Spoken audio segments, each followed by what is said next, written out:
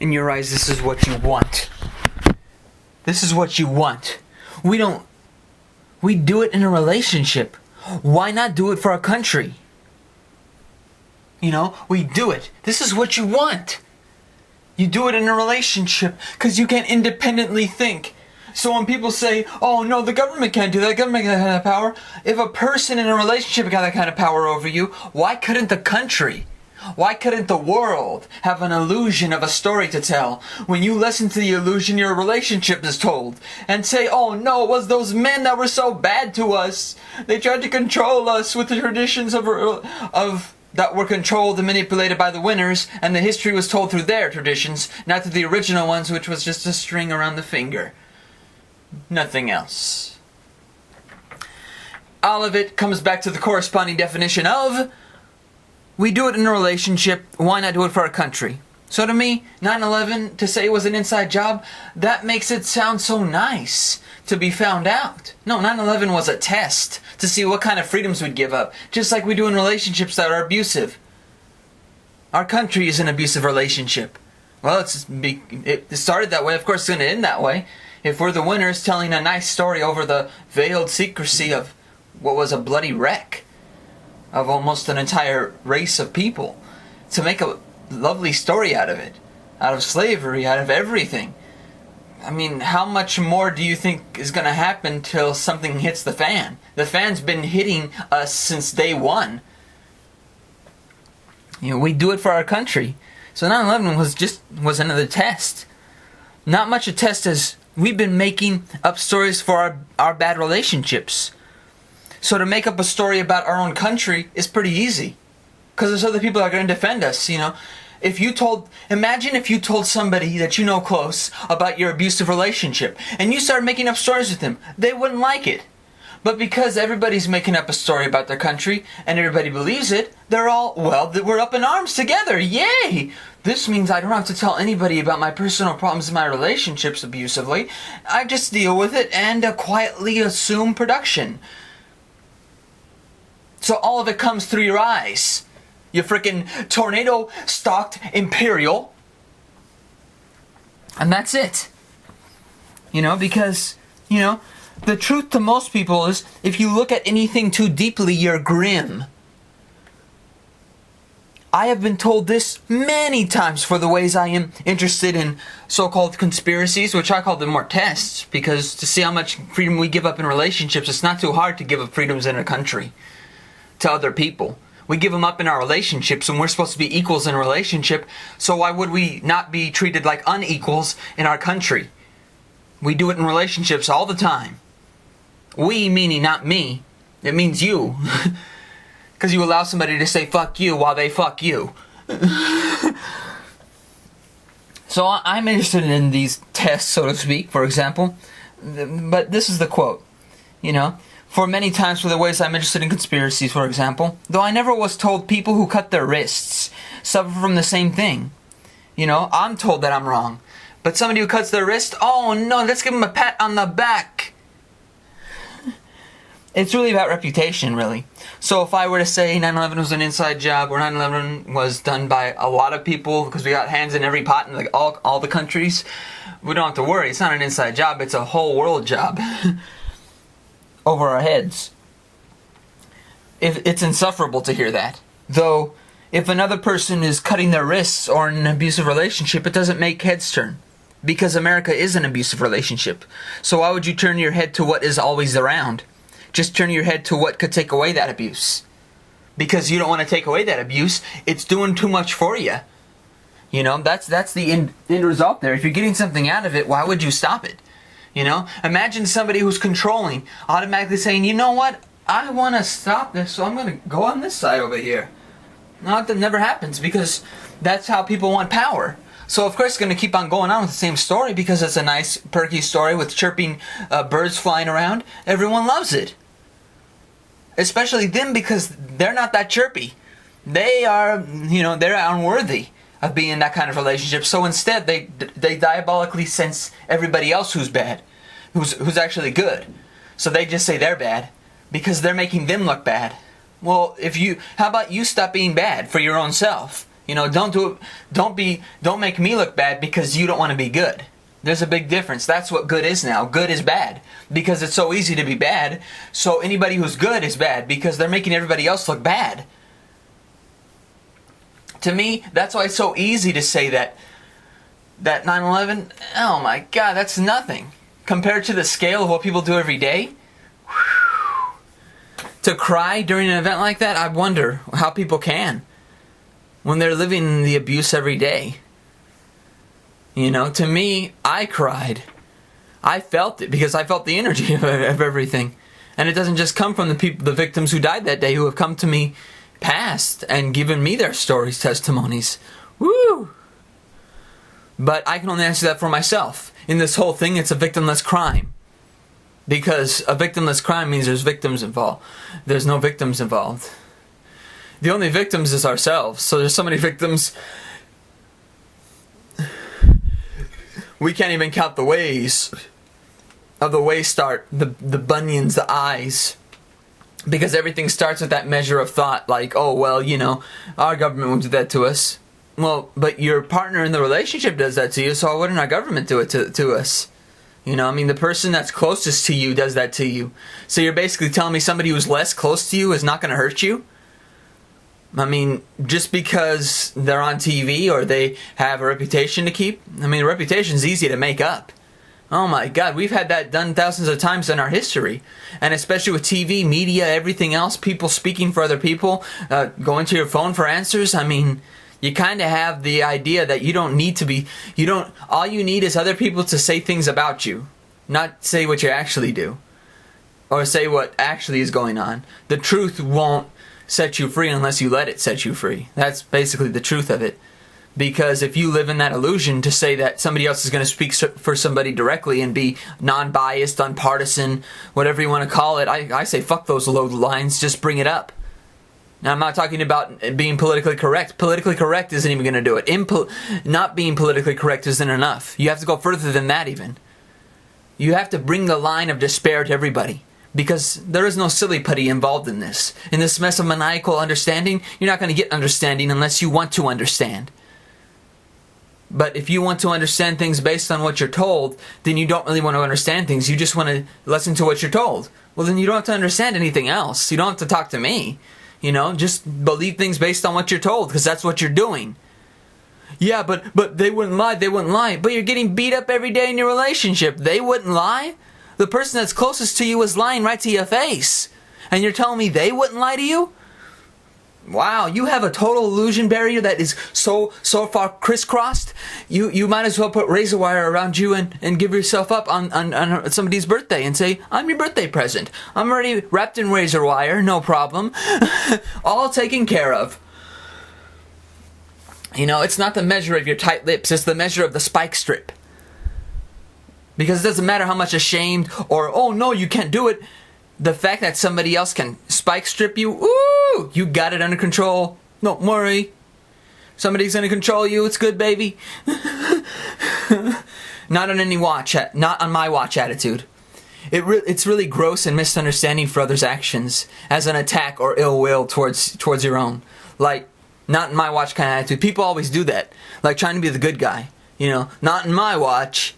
When they're actually being the bad guy. Because they're attending to something that may not even be theirs. I'm not even talking about, oh, they own it or not property or not. No, fuck that. Not theirs in that mode of control or property. Theirs in their mode of psychology. How they psychologically think about things.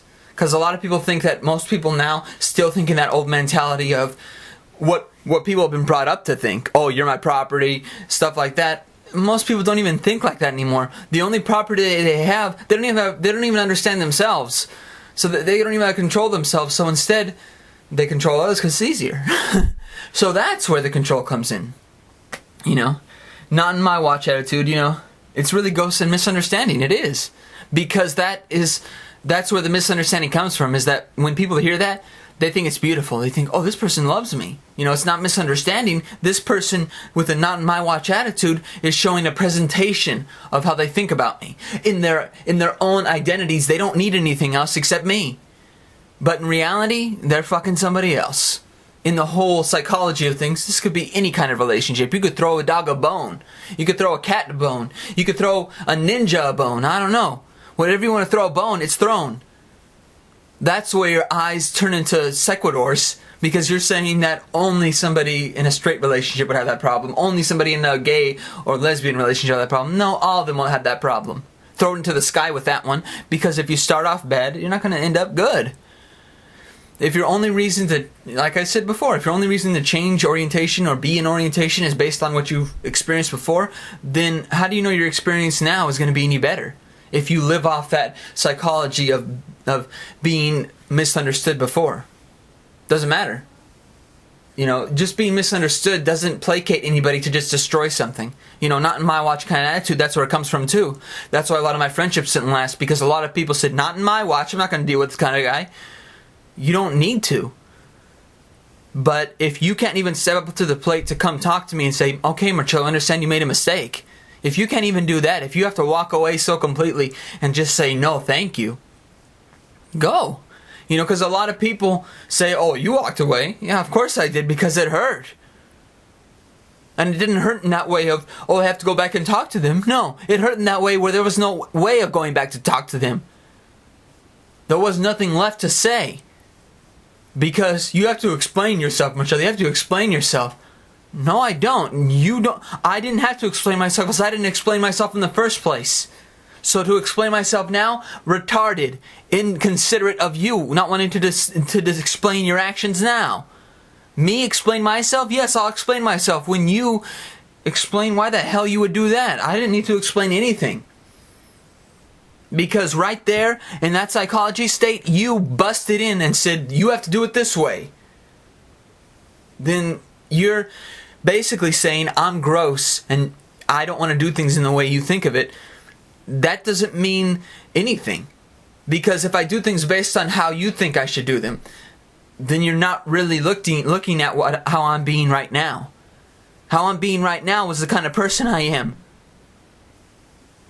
Haven't grown up, haven't grown down. I'm here and here. That's all I could be. That's all I can be. I can't be you. In your psychology of state, you wanted things in that direction. You want things totally understood in the whole introspection. But no one is in your mind. Are you insane?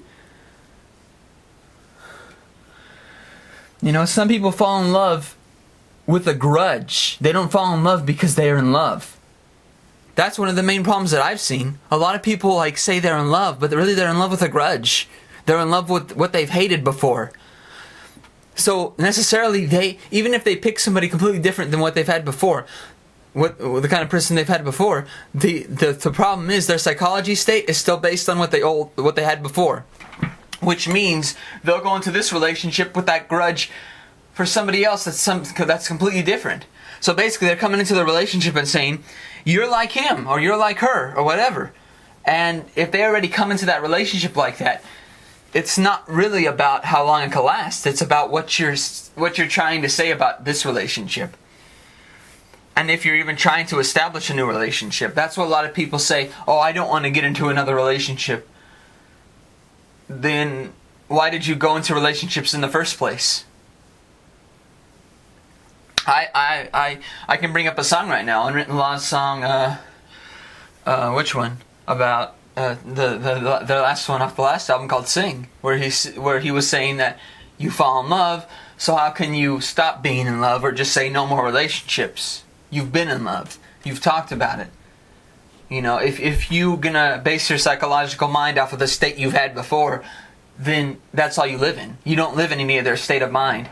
It's not that you're not living in something new, it's that you're not living with something that you could do. You're living with something you can't do anymore.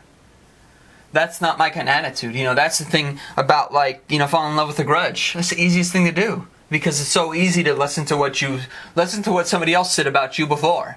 Even if it's not true, because the more lies you hear from people and the more you believe them, the more those lies are just the truth. You believe them as the truth. Psychologically, you've now created them as the truth, especially if you allowed them for so long to be that truth. I can only say the truth so much, but It's like the teeter-totter. There's only so much of a truth I could give you. You know, the lies have been packed up in your life. So one side of the teeter-totter already packed up with lies. It's down at the bottom already. So it's easy to get to. Easy access. The truth is a little up on the other side, and it's up on the other side, and I'm trying to push it down. Like, come on, make it easy for everybody. But it's not going to work. You know, it's not going to be that easy. It's going to take a few steps to say, you know what, I don't want to keep on hearing these lies anymore. You know, but it's pretty packed up. You know, the lies are pretty packed up. So if you believe those lies as the truth, I can't take that away from you. You have that honor in life to believe those lies as the truth. I can't take that away from you, and I'm not going to, because that would be ridiculous. That's like saying, I'm going to try to fight for you. But trying to fight for somebody that believes the lies is like saying that what I have to offer would change their life. But the expectation of that already shows the failure. Because the real reason I want to be with somebody is because they'd see themselves happy. If they don't see themselves happy, there you go. You know, if your only expectation when you start a relationship is that it's going to end, I mean, what kind of relationship is that? You know? And, you know, you do anything to save yourselves from trouble. Yet, you're the trouble in the first place. You know, a lot of people do that. Like, they want to save themselves from trouble. Or and sometimes even save other people from trouble. But they're the trouble in the first place. You know, with their attitude, their personality, or something like that. Or their character in general. Their character already assimilates how they're going to treat people. Yet, they always say, I got to get this person out of this trouble. But they're the trouble. How can you condense that or say it's somebody else when it's right there in your face smacking you every fucking day?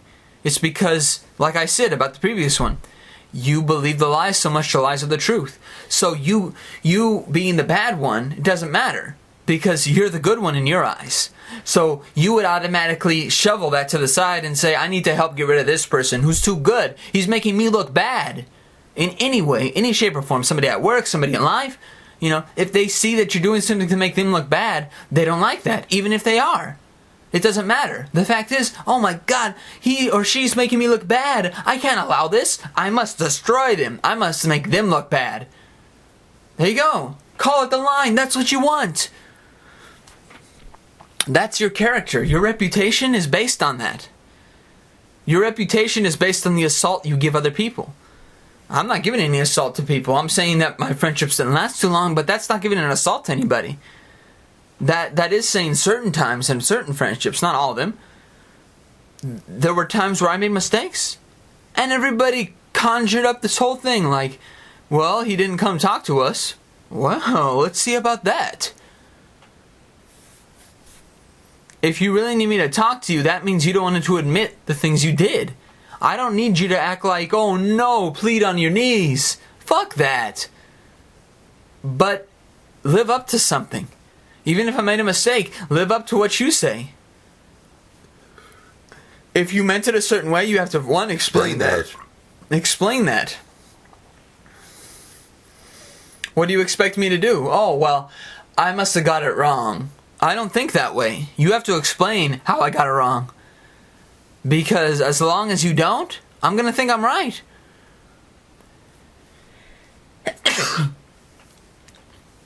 That's why these things work out the way they do. Because so many people try to say, well, I don't want to admit these things. I don't want to admit, that he got it wrong even. A lot of people don't even want to admit that. When people get something wrong or don't understand something the right way, they don't even want to admit to them, you got it wrong. They don't want them to feel bad. Well, I already feel bad enough that I got it wrong. But the fact is, I wouldn't understand that unless you told me I got it wrong. Pretty much, it's not that I'll assume it's right.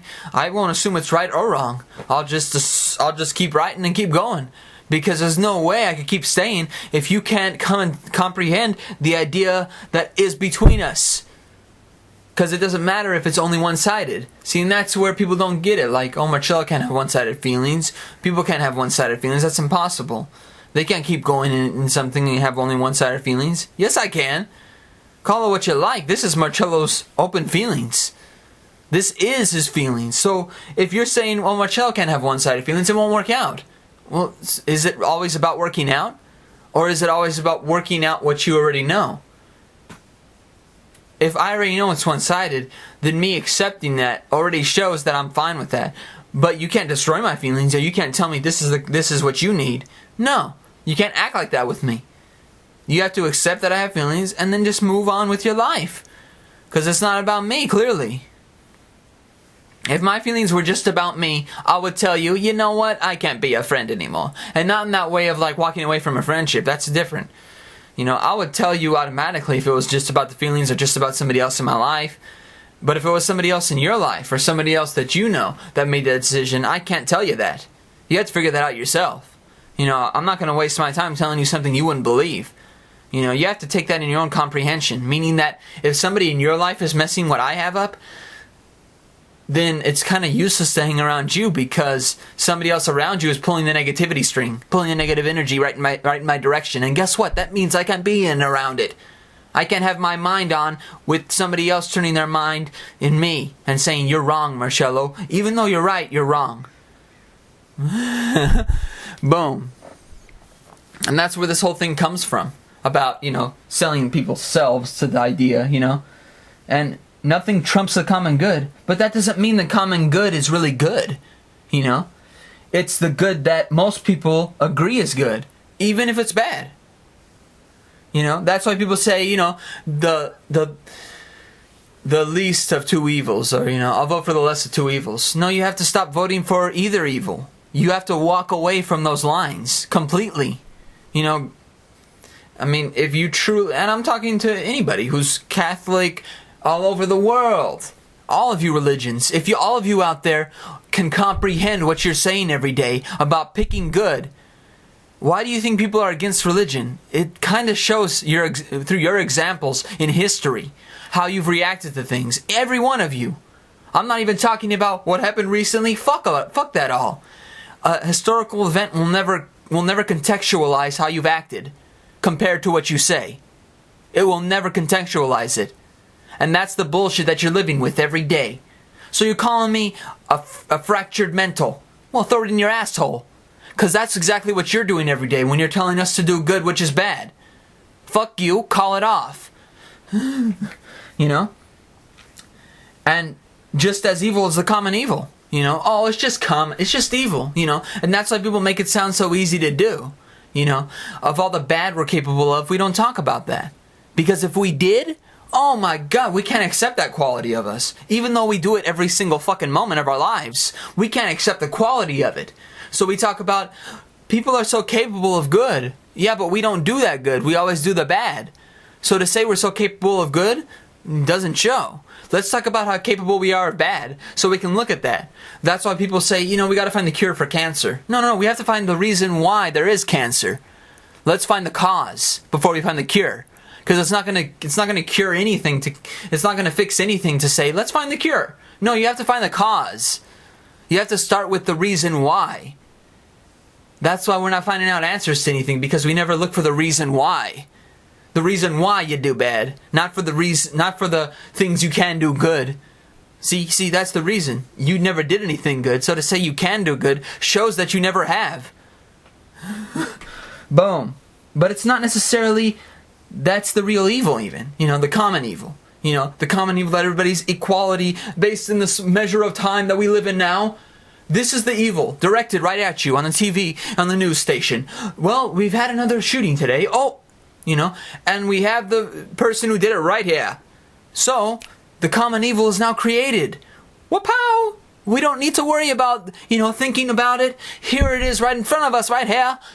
We don't need to think about evil or good at all because somebody else is thinking about it for us. Well, technically, they're making it up for us so that we think the same way they do. So in this whole thing of what's happening now with Prop 8 and everything else that people want equality and everything, you already got it. You're going to get less equality if you get the government involved now. You're going to get less equality because how much equality did you get from the government before? How much more do you expect now? Because you're showing right now the anticipation of your lives are going to die with the governments. Because their anticipation dies with how you treat them. If you trust them, you're dying in their arms. If you don't know what's going to happen. That's why people put down anarchy so much. Because, oh no, if we don't have government, because government has been the shovel dirt for every single society that I've seen, that I've researched. So, basically, oh no, anarchy's so bad. Well, actually, you have to be secure and have assurance with yourself to live in that kind of society. In this society, you don't need any assurance or security. Somebody else is going to provide it to you. Even if it's a lie, which it was many times before in the Roman Empire and such. So many people were killed. Because you can't have assurance or security from other people. It's impossible. You can have a relationship with somebody, that I don't disagree with. But in the bedlam of your mind, you have to understand that what you're making with somebody is different from what you take from somebody. See, because the government doesn't just say, we're going to give you something. They take a lot from you. The same things that were taken away from them that made them come here. And yet they're doing it to us too. So think about that for a minute. Aggrandize yourself in thought. You know, I'd never want to control people. Most people don't know how to control themselves. So why would I want to control them? I always think about that. People want to control people. Most people don't know how to control themselves. Why would I waste the time trying to control them? That's a waste of time. That's why when people say, like, you know, certain people have quiet friends, it's not necessarily because they're quiet and they're easy to control. No, it's because they finally can be themselves. In your whole shovel dirt, this is the theory. Call it what you like. This is Marcello's open knife again. Because in this whole thing, I don't need a, you know, if I have somebody who talks a lot, who doesn't talk a lot, who's fat, who's skinny, whoever gives a fuck. A flying fuck, lesbian, gay, straight, it don't matter. Throw it in your eyes in this whole platter. Because this is exactly Marcello's life. This isn't about, well, you have to pick certain things and certain qualities because this is the way it must go. No, this is the way you are, a stinking ass bitch hoe. Whether you're a guy or a girl, you must go. So this is the idea of your central nervous thought. Oh no, I can't just accept everybody for who they are, I have to control them in some way. Maybe that's why the loosening grip is easy to get. Easy to walk away from me. Because all of a sudden you start to be controlling. I don't need to be there for your spontaneous existence then. Because you just created something or became something that you weren't before. If you want to be controlling, be it from the beginning. And I'll let you know. You know, I'd love to be controlled. You know, I'd raise my hand, you know, like in a classroom and say, you know, my friend, I want to be controlled. Is that alright? Oh, perfect. Hey, I'm ready for that. But I don't want to be. I don't want to control you. You don't want to control me. And that's why it's easy to be independently, pointing my feelings in the direction, see? There's no other way to be. You know, finding yourself in the thought that clings to persecution by others. Because the yield sign is how others look at you. Reputation stops lots of the world's change. And that's true.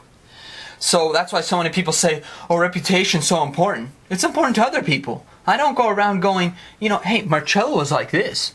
What the hell? You are Marcello. Why are you saying that about yourself? I don't do that. You know, if a friend asks me, who do you think is the most annoying person you know? I'd say me.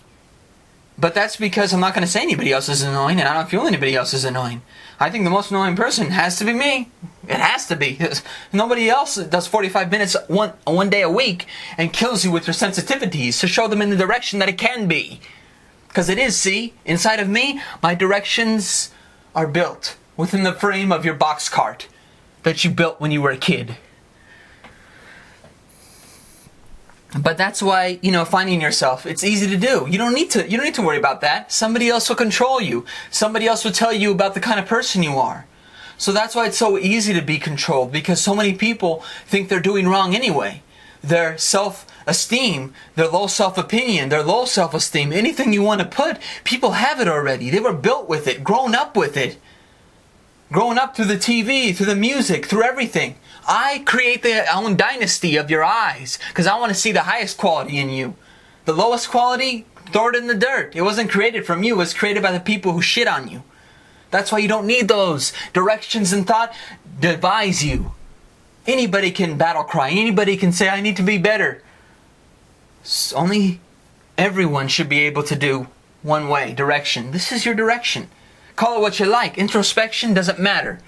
You don't need to be introspective. You need to be respected for yourself. for your own self, not for anybody else. That's why reputation to me is not important. Because if somebody else respects you, no matter what anybody else thinks of you or says about you, they won't try to base it off of that. They won't base it off of that. I wouldn't. I only walk away once I see the battle cry has lied. There you go. And that's why it's so easy for people to give up, because they're like, oh no, somebody's trying to control me here. Somebody's trying to control me here. Somebody's trying to control me here. Oh, I'm doing wrong. Someone told me I did wrong, so I must be doing wrong. And they think about that continuously. In their mind, it's like a rotating device, you know, and it keeps going. Except it's not. The problem is what the other person said to you, not what you did. Sometimes even if you do bad, it's only bad to the other person. It may not be actually bad in the whole scheme of things. It's just bad to them. And it makes you feel bad about being bad. But it doesn't make you change about what you do. It actually only changes how you do it. And so the door has closed, the chandelier is hung, and you're still sighing with grief. I can't control that. People say they want the truth, but mostly always they want their own opinions validated. I got no opinion, you know, and that's why I don't get much respect from people, because the only opinion I have, oh wait, you know, you got that from somebody else. No, I got that from the people in my life who bullied me and went after me for their own revenge. Not because they had revenge for me, but because they had revenge from somebody before. And because of that, a lot of people think, oh no, people won't do that. They've been doing it for years. They're going to stop when they get older? You know? We don't stop bullies when they're in school. Why would they stop after high school? Why would they stop after college? Give me a reason they would. They have no reason to. They've gotten everything they wanted. They've gotten to manipulate people. They've gotten to control them. So what else isn't there to gain as you get older and still bully? What isn't there? Nobody does anything to bullies. Look at what happened with Kelly Thomas last year. Nobody does anything to even police officers who are bullies still. In their hearts and their minds, revenge is clear. It doesn't just go away because, well, he finished high school. He must not have any more bullying and revenge in him. Or in her. No, they're done with that. They won't act like that anymore. And the next day, they just act the same. Boom. And then, you know, that's why, you know, I'm not saying with this all to be like put first, you know, any of this. I don't care to be put first, but I'd rather you put yourself first. That's what this is about. This isn't about me putting myself first in all these pink cloud radios. Fuck that. I don't need to be put first, but I need you to put yourself first. Not because you need to have an ego about it, you need to be extreme and have pride. Fuck that. You don't need pride, you need yourself. If you don't have yourself, who's gonna be there? Oh wait, oh I have this friend, or I have my boyfriend, I have my girlfriend, I have this and that the other. Yeah, but do you have yourself? Are you satisfied in your mind? If you're not satisfied in your mind, even being with them, physically or not, in any kind of relationship that you have, it won't satisfy you. You won't be satisfied with that person. Boom. Call it what you like. Boom. This is the example. You're cradling a collapsing building, a volcano that's exploding. Well, you know, I can stay on the side of this volcano. It'll probably stop before the lava will stop before it hits me. I don't think so. I don't think so. You know? And you should be ashamed of your body. People always say that. But what about all those advertisements? All those advertisements. You got every single liposuction clinic, the lap band, all this other shit. You know, and people say you should be ashamed of your body? Why shouldn't they be ashamed of their body? All them, the skinny bitches. Fuck you. Yeah. This isn't about you. And that's why I aggrandize you with death. Throw you into a sculpture pit. This is Marcello's divisive thought that you have a direction in life. Your direction to make my direction, to say I should be ashamed of my body, or somebody else should be ashamed of theirs. Fuck you and your open stares directly in my eye, because you don't see that everybody has a great example to give, a great example that you don't live in, because you don't want to see something besides what's on your skin, besides if you're paper thin. Well, fuck you, because your direction is gone and not within. I can see within your heart, your mind, your soul, but you don't need to be told by me how to act or when you're going to be old. That's why this whole thing about being ashamed of your body, fuck you. Why don't you be ashamed of your body for once? But I don't think you should be. Not even you. Not even what you say or do. You know, and that's the whole thing about this. You know, oh, people should be ashamed of their bodies. No, thank you. People putting their heads down, and you talk about real Native American history, for example. Like they're saying, oh, we have to talk about this still. You know, like people putting their heads down when they talk about, like, you know, the genocide and everything. But if you don't want to talk about it, you shouldn't have changed the story for the winners. It should be ever present as such. And that's what I think about the Native American things. If you honestly want to just put your head down when somebody talks about something seriously and looks at it with the real delicacy of the domesticity and the way we exaggerated our evidence of life here in this world, you shouldn't have changed the story then, because you're going to hear this every day. People do this every day in the history classrooms, though, when they even talk about the history that's made up. Nobody says anything to them. They say, oh, they don't want to pay attention to history. Maybe they don't want to pay attention to history because you changed it for your own side to look good, to look like the good ones. You know, what a wonderful bunch of people. Wait, what happened to all the Native Americans here? That's why. Not so wonderful bunch of people, huh? You know, and people think when a family is close, it's because they're controlling. Many times that is true, especially if they are not anyone good. For example, I'm not talking about good like I defined before, about good and bad. No. If you can see a distinction of control, meaning that if they're fighting all the time and they have to have other people come in all the time, then there's a different story. Or if they're hiding it, oh my, even worse. But if it's because they're all different people and they're getting along, it's love. Sadly, it's what you don't have. It's what you don't want to see. You don't want to see different people getting along because you just want to fight them completely. And that's why a lot of people look at a family who's close or people who are close, and, you know, they don't have to be family. You don't have to be family to be a brother or a sister or a mom or a dad or anything else. No, it matters. It's just love. But if it's truly love, then you'll see it and you'll know it. You know, and that's why other times people see a family that way because that's all they know. And the family is just a loving family and close. So, yet a lot of people would say, oh, no, they can't be loving. Those, you know, that's what happened to my grandma with some of my friends of mom and my such like that. They thought, oh, well, my grandma's being controlling with my mom. No, she's not. My mom decided to suck off the teat for this long, and that's fine. I'm not putting her down for that, but I am saying that doesn't mean she's controlled. That means she doesn't want to leave. It's a different story, and it's not about, well, she has to stay there. No. There's different compound things that happened, and she bases it right to me. Security, escape, fuck it. You don't need those. Those aren't going to benefit you in your life, as it did in her. So if I was going to base anything off relationships with friends or girlfriend, based off security or escape, fuck that. Because that's not going to get me anywhere, as it never did before. And people think that when, people think like that about it.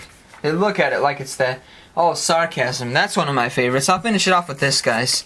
Sarcasm. Because this is collective.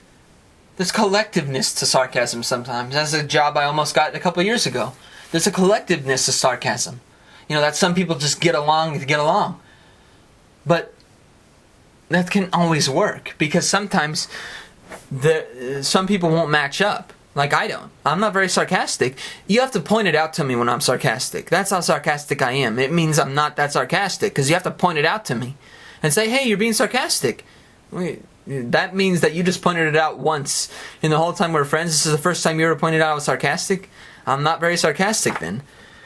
Oh, one of my favorites, and I honestly walk away from this kind of sarcasm, irritated sarcasm. Oh, I'm gone, you know. Especially if you're treating me like a stranger again, or if you started treating me like a stranger, I mean, it's pointless. That's a very bad friendship, and that's a very bad relationship in general. If you're irritated and it's sarcastic, you know, it's not even about you being sarcastic. Like, sarcasm, everyone does it. Not me. I do it hardly. You have to, like I said, you have to point it out. But the whole point is, if a lot of people do it, you do have to come to a collective agreement with it. And that's fine. But I haven't dealt with it that much. But if you're being irritated with your sarcasm, that says it all. That says a lot more than what you would assume it would. Or, oh, he won't figure this out. Or, you know, some people say that in their heads about sarcasm and such. Oh, they won't figure this out because I'm using sarcasm to veil it. No, it's pretty easy to figure out. You know, especially if it's irritated sarcasm. I mean, come on. You're not hiding anything. You're showing exactly how you feel. Even more so. I'd rather you be direct. And all in all, sarcasm, just in general. You know, sarcasm has its own quality. And I don't really care to do it that much because I'm not very sarcastic. Once in a while I am. But I'm not really sarcastic to the point of where, oh, here he goes again being sarcastic. No. There's hardly that. There's hardly that part of me. Inside of me, there's only a heart. There's only a mind. There's only these arms that wave around all the time.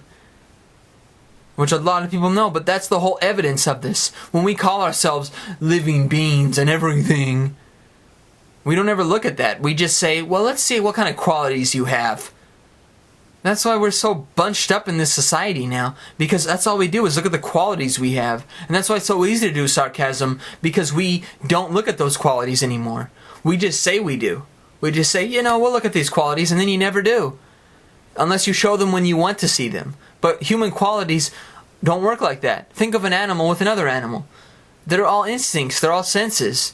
So they don't come out like at the middle of the night when you want them. They come out when they come out. So you can't base it off of this farce of, well, you got to show me your qualities first. You don't need me around then, okay? Don't waste your time. You know, just get a mirror. Okay, you don't need to waste your time with Marcello now. You know, if I want to be with you, I'm not going to say, you have to show me everything all at once. No, you have to show me yourself all by yourself. All by yourself. Not through somebody else.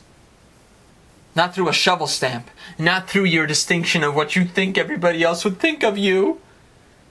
What do you think of you when you're with me? That's what I think of all my friends, everybody. And I can see that's why a lot of my friendships didn't last. Because I guess they didn't think of themselves well when they were with me. And that's fine. I need friends who think of themselves in a good position, in a good place, if they're a friend of mine. That's where this comes from. That's where this whole benefit of looking at all this stuff comes from.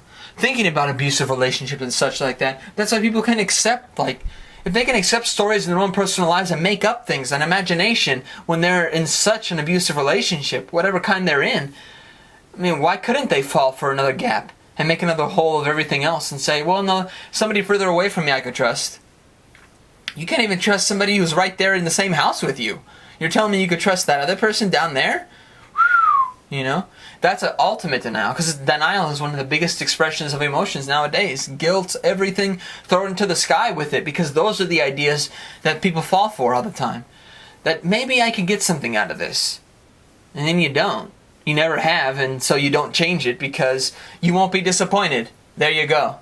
Biggest thing about all these ones is that you will never be disappointed, because you'll always get the same reaction. You always get the same end result. But maybe you're creating that end result. By your expectations, by your thinking of it the same way, you've now created the reason why these things happen to you again and again. It's because you made all this happen again and again. Because you didn't want it to change. You didn't want all these things to go away. You didn't want any of it to go away. You didn't want to end an abusive relationship. You didn't want to stop the not on my watch attitude. You didn't want to stop falling in love with the grudge instead of love. You wanted to keep on falling in love with that grudge. You wanted to keep on, you wanted to keep on saying that I'm going to save you from trouble even though you're the trouble. You didn't want to stop yourself. Nothing trumps the common good, but there's the problem. If we can say there's common good and common evil, a lot of people don't say that.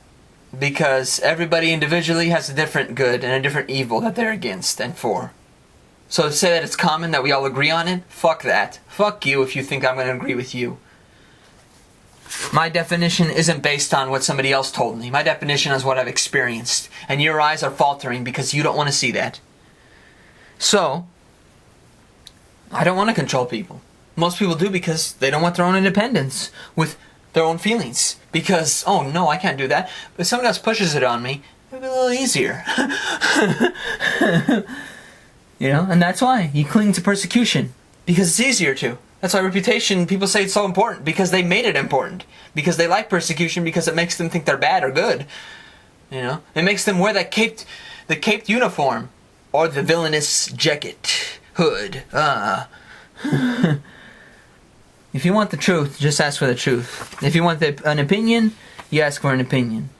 And people putting their heads down to history, to real history. They do that all the time.